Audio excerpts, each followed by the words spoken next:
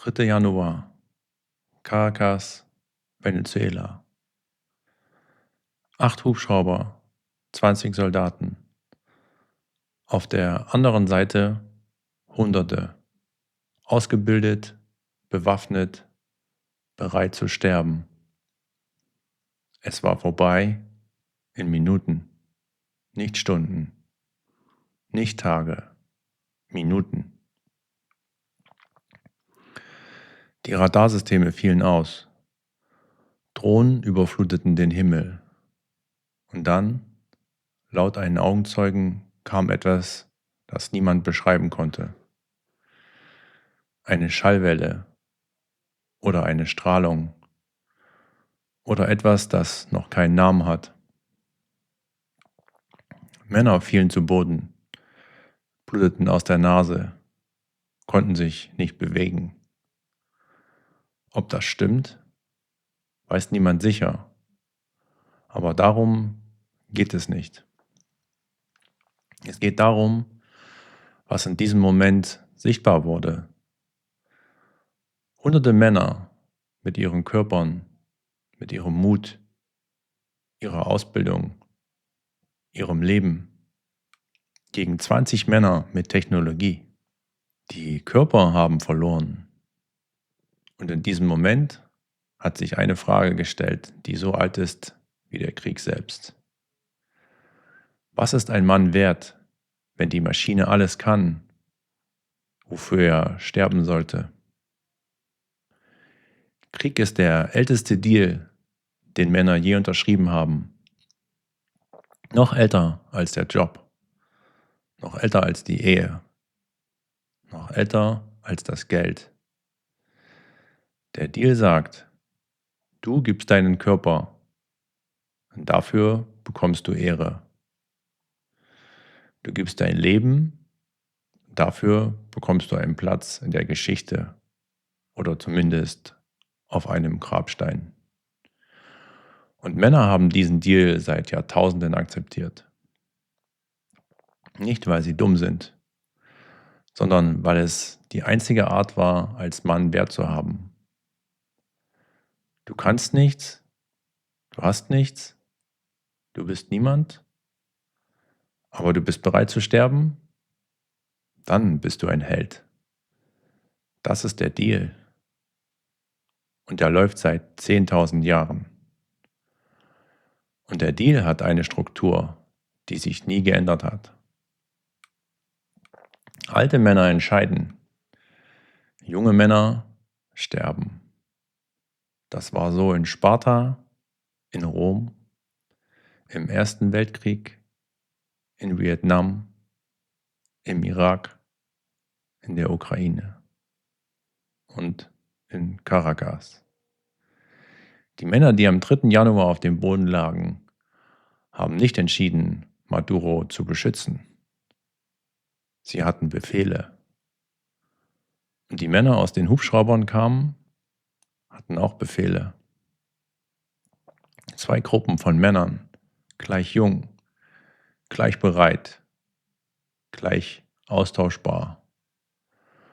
Der einzige Unterschied: Die eine Seite hatte bessere Maschinen, nicht bessere Männer, bessere Maschinen.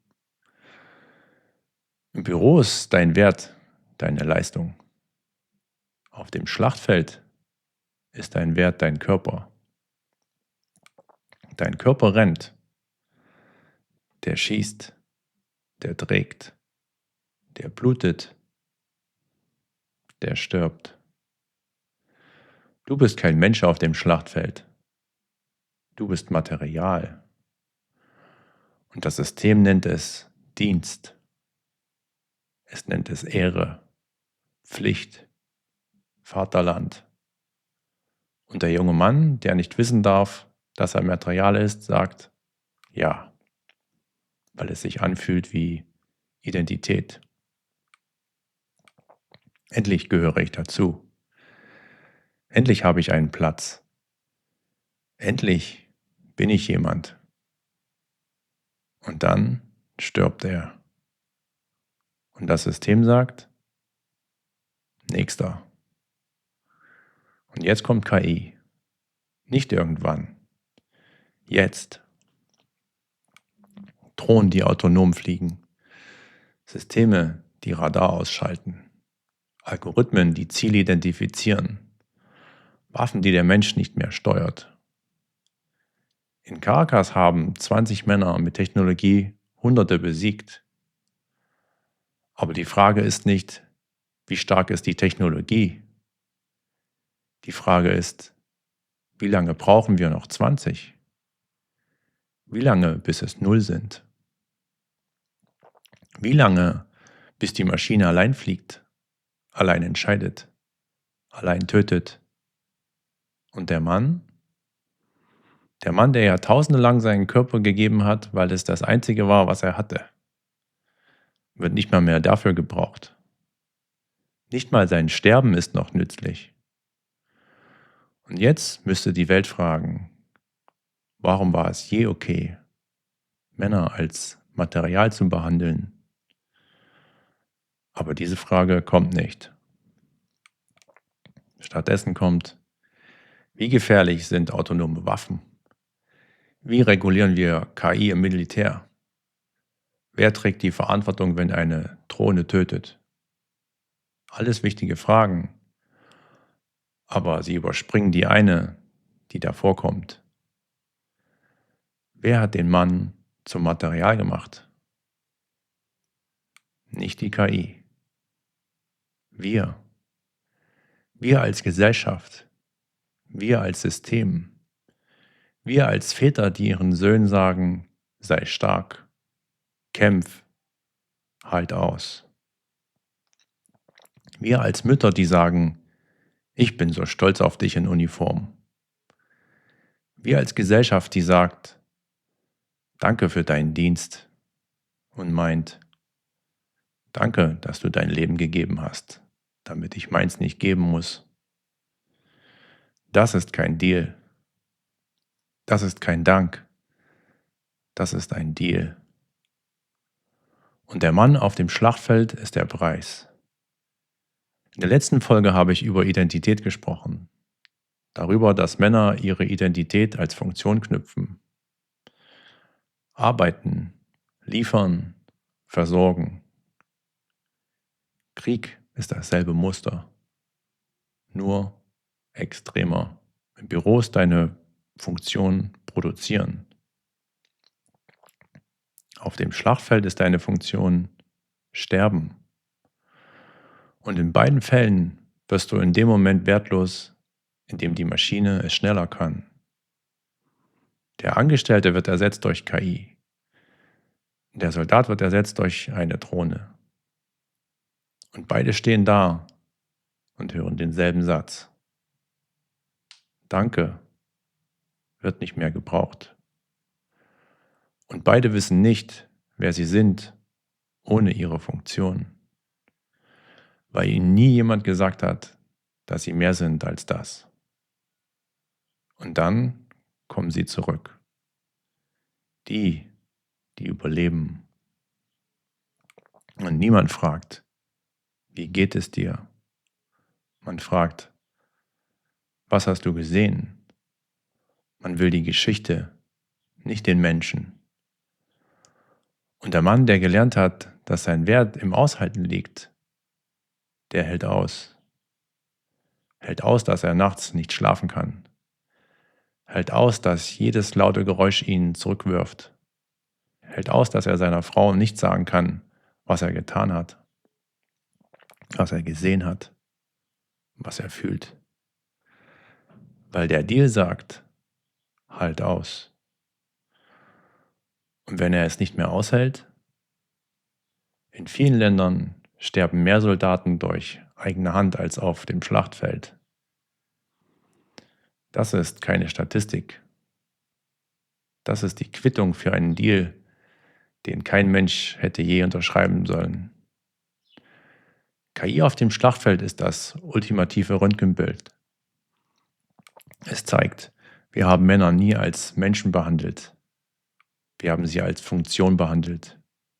Im Büro, in der Beziehung und am brutalsten im Krieg. Und jetzt, wo die Maschine auch diese Funktion übernimmt, könnten wir zum ersten Mal fragen, was ist ein Mann wert, wenn er nicht mehr kämpfen muss, wenn er nicht mehr sterben muss, wenn er nicht mehr beweisen muss, dass er es wert ist zu leben, indem er bereit ist, sein Leben zu geben. Was bleibt? Und die Antwort ist dieselbe wie in jeder Folge. Das, was die Maschine nicht kann. Trauern, vergeben, lieben, bleiben. Nicht als Held, als Mensch. In den Caracas lagen Männer auf dem Boden, auf beiden Seiten. Die einen mit besserer Technologie, die anderen ohne. Aber alle waren Munition. Die einen wurden abgefeuert, die anderen wurden getroffen. Keiner von ihnen war ein Mensch in dem Moment. Alle waren Funktionen. Und vielleicht muss erst eine Maschine kommen, die das Kämpfen übernimmt, damit wir uns endlich fragen, warum haben wir Männer jemals dafür benutzt? Das Röntgenbild zeigt diesmal nicht den einzelnen Mann. Es zeigt die ganze Spezies. Und die Diagnose? Wir haben Männer zum Material gemacht und dann vergessen, dass da mal Menschen waren. KI erinnert uns jetzt daran. Nicht aus Mitgefühl, sondern weil sie das Material nicht mehr braucht. Ich danke dir fürs Zuhören. Und das war André dekodiert. Bis zum nächsten Mal. Und unten in der Beschreibung findest du den Link zum Podcast. Dort gehen wir ein bisschen tiefer.